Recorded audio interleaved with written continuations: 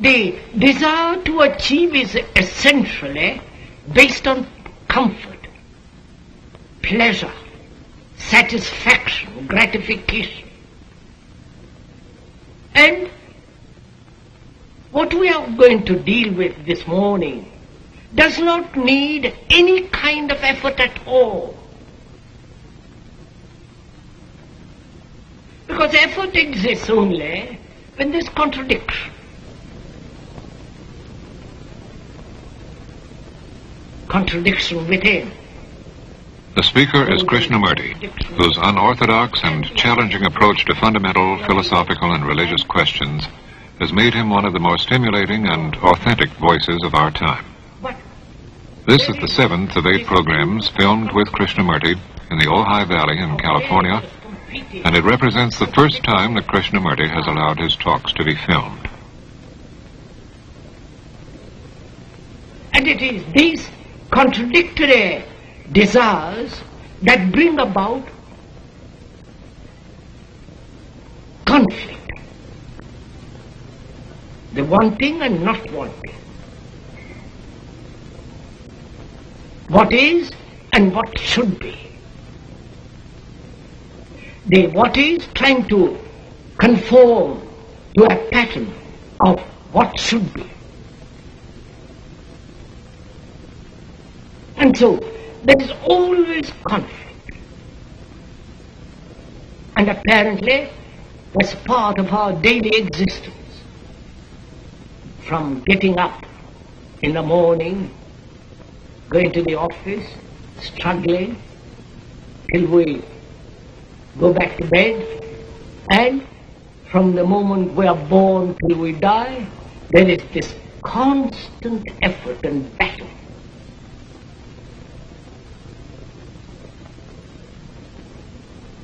And to make effort, to get rid of effort, is still further effort.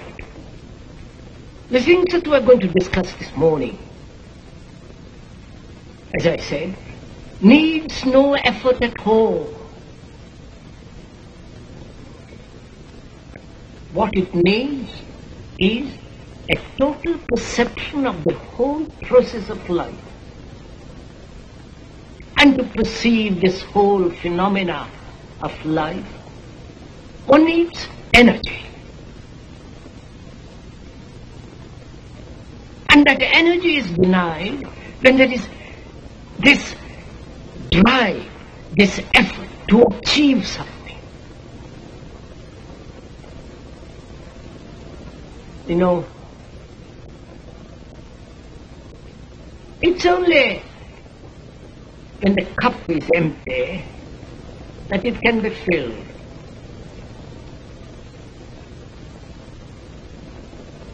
It's only when the mind and heart are totally empty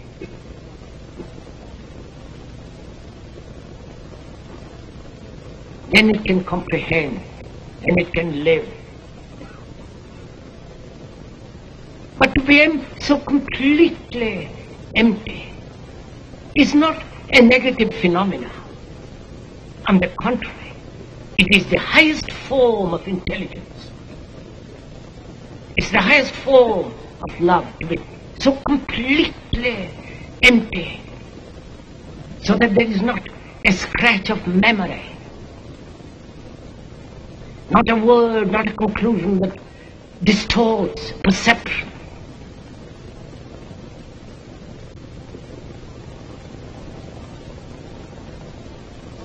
And what we are going to discuss or talk over together this morning demands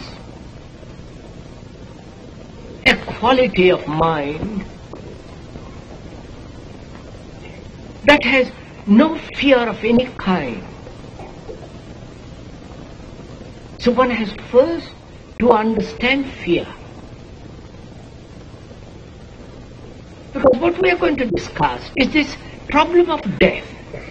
And to understand this enormous problem which has faced man from the beginning of time,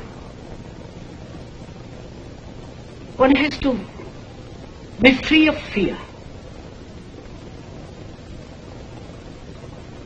There are so many forms of fear.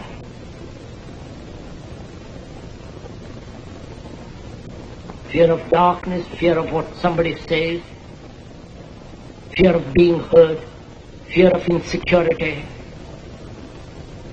fear of loneliness, and the ultimate fear, which is death. Fear, in every form, is thought in action with regard to the past,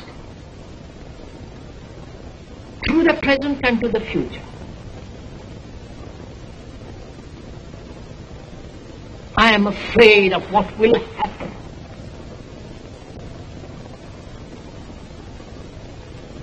And I'm afraid of something I have done in the past which I want to cover up. So, thought, fear is the movement of time. And it's very important, if we will be free of fear, to understand this movement of time, which is essentially the process of thinking.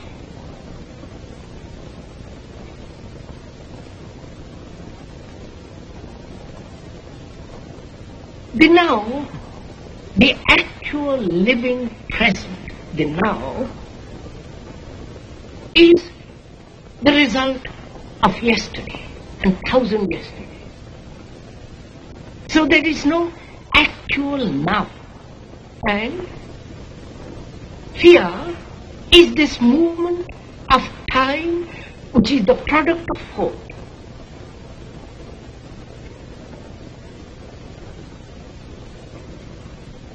When I am confronted with something dangerous, immediately there is no fear. I act either foolishly, ignorantly, but there is action. But give time, an interval, then thought comes into operation. Then I'm afraid.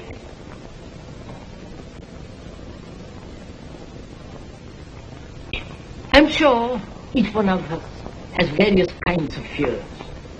Take one of them, bring it out in the open, and look at it. And how you look at it matters immensely. First, do you look at it as though it was something outside of you, as something which is not you, but something which is placed outside?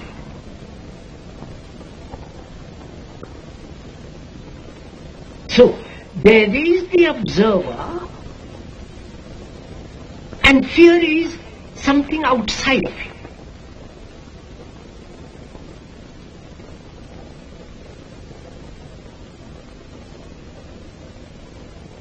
Right? So there is this duality, this contradiction. I am not afraid, but there is fear, which I must overcome.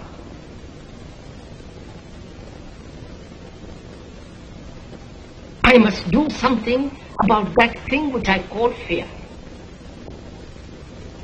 So the observer is different from the thing observed.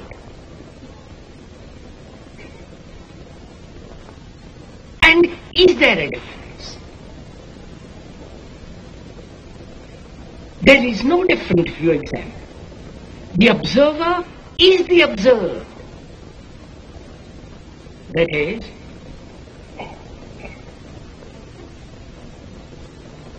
the observer is the center of accumulated memory, experience, knowledge, information, and so on. The sense, the observer. He or it is aware outside of himself something which he calls fear. And he is making constant effort to run away or translate or transcend or suppress that fear.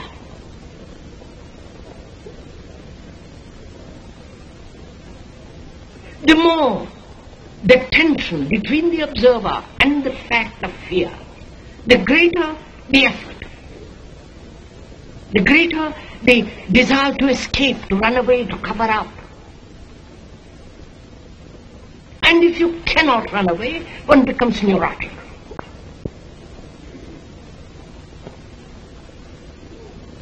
Because the tension becomes so intense. And to live in that intense darkness of fear is a state of neurosis. But as we said, when the observer is the observed, not an idea but the fact, then there is no effort at all. Because then there is no contradiction. I am fear.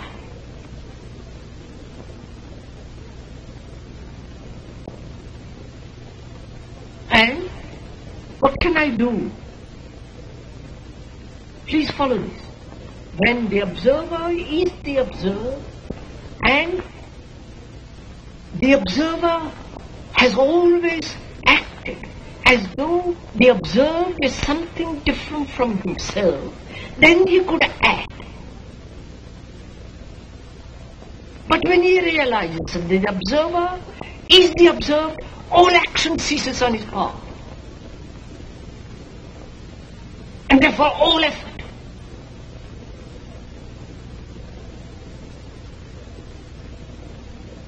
And therefore there is no fear at all. This requires a great deal of inward inquiry, inward observation, step by step without coming to any conclusion. And when there is no fear, because the observer is the thing which he has externalized as fear, of which he is himself, then this action which was positive, that is doing something about fear, then the observer is the observed in that state that's complete inaction.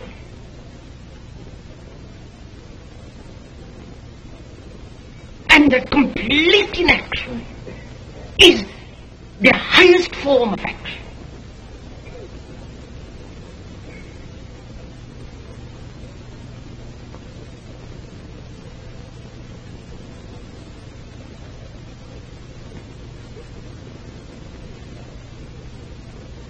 Now, so there is no effort at all. It's only the dull mind, the mind that's committed, the mind that is achieving, not achieving, that is in constant battle, struggle, effort. And this effort, this struggle is considered the positive way of life. It is the most mischievous way of life. Let's proceed to examine this question of what is death. There are three things one has to understand: living, love, and death. They all go together. You cannot separate death from love and living.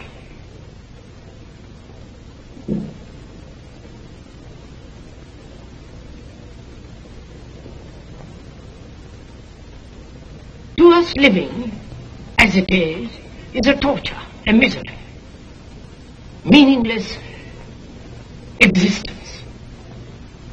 The more clever, the more sensitive, the more intellectually, emotionally one is alive, it has no meaning at all. And seeing that it has no meaning, we invent a meaning. We project a meaning. And according to that meaning, try to live. And which is not living at all. So one has to understand what is living. And living is not this battle between human beings. It's not this battle of competition, of races, of ambition. Oh, and all the rest of it. I don't have to go into all the details of it. We all know what life is. The torture, the sorrow, the endless misery and confusion. And that's what we call living. And love, as we know, is hedged about with jealousy, with suspicion, aggression, violence. And so we don't know what that is either. And obviously we don't know what death is, because we're frightened of it. There is much deeper fact, deeper issue involved in death. That is, the psychological ending, the me, the accumulated experience as a human being, with all the knowledge, with all the accumulated information, every form of memory, treasured, cherished, and despised, put away, all that is the center, which is the me, the ego, the person. And it is that center, the psychological center, that one is afraid of losing. And that center is the result of time.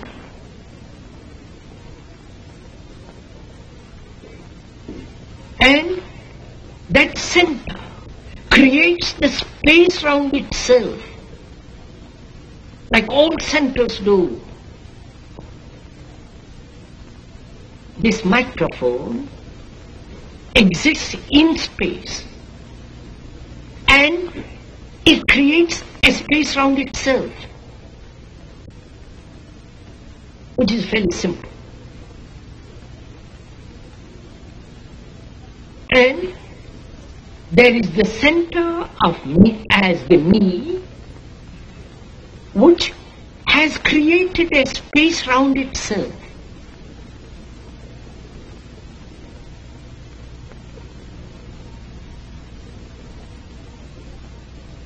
And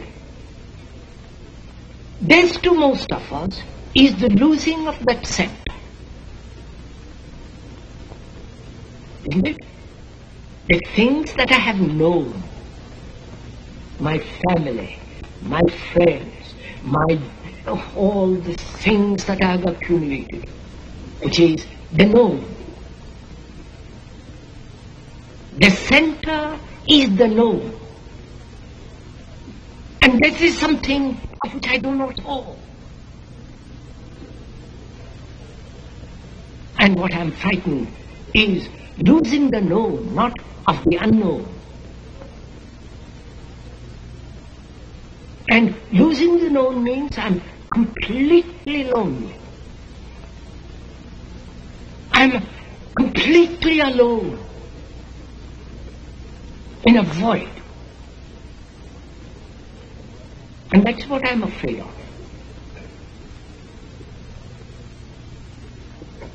Now, is it possible to end that center each day, not having accumulated, then giving it up, but to die to that center every day, every minute?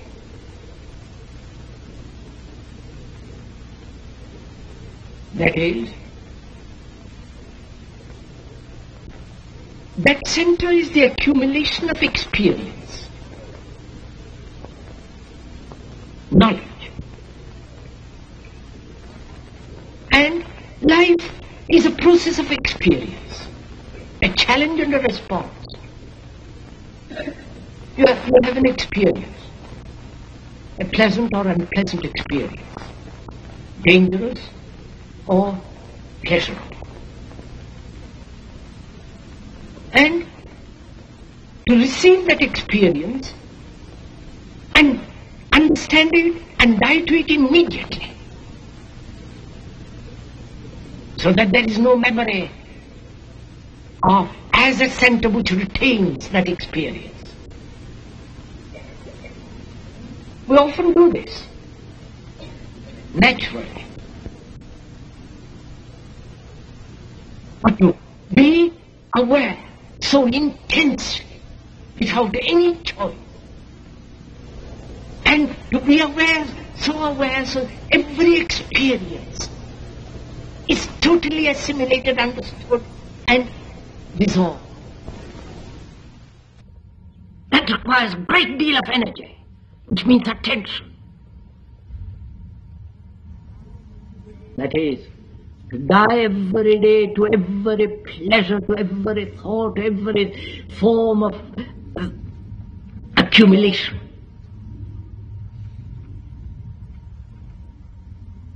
So that with the dying, the mind is made fresh and the heart renews itself, so that life doesn't become a torture. So, in dying every day to everything that we know,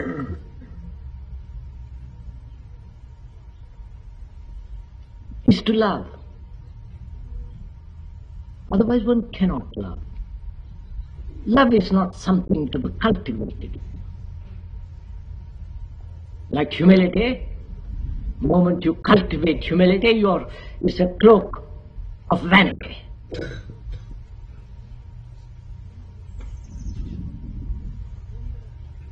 And it's only when you die to everything or every experience that you have had that you are living. So living is a movement, fresh, new, innocent, every minute of the day, fresh. And to die to the past is to live totally and altogether a different dimension.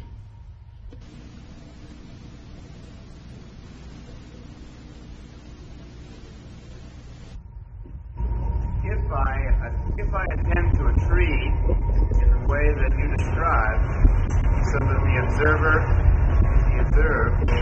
the tree is still there. Of course, if I attend to my fear in the same way, won't my fear also still be there? No. You see, first of all,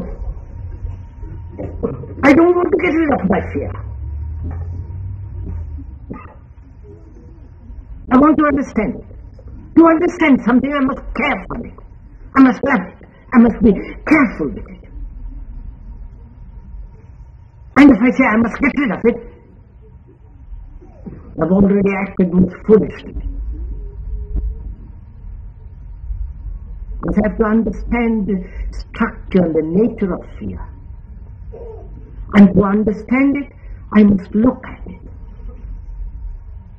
And I cannot look at it if I say if I want to get rid of it, or suppress it, or sublimate it. I must actually look at it, come into contact with it, not through a word, but with the fact, with what it actually is.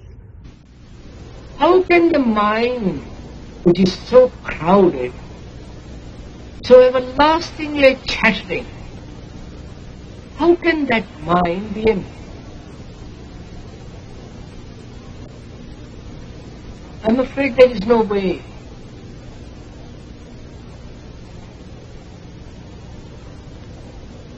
Any method is the most impractical way.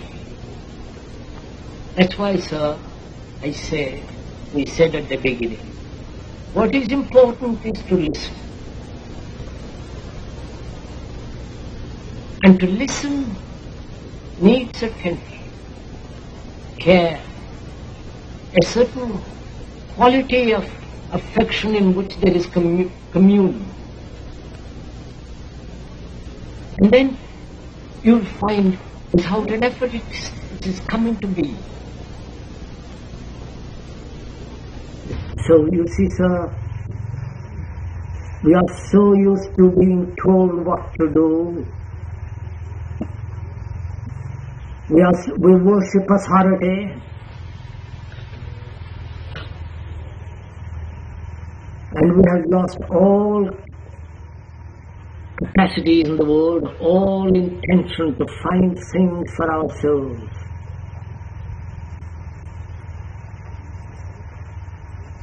And in this, what we are talking about, there is no teacher, there is no method, there is no practice. There is only a perception of what is, and when there is that perception, then the problem is resolved.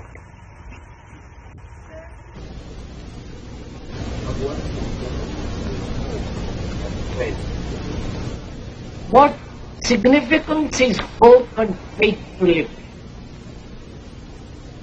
I hope you won't think me harsh if I say there is no significance at all. We've had hope. We've had faith. Faith in church, faith in politics, faith in leaders, faith in gurus. Because we've wanted to achieve a state of bliss, of happiness and so on. And hope has nourished this faith. And when one observes through history, through our life, all that hope and faith have no meaning at all. Because what is important is what we are. Actually what we are. Not what we think we are. Or what we think we should be. But actually what is. If we know how to look at what is, that will bring about a tremendous transformation.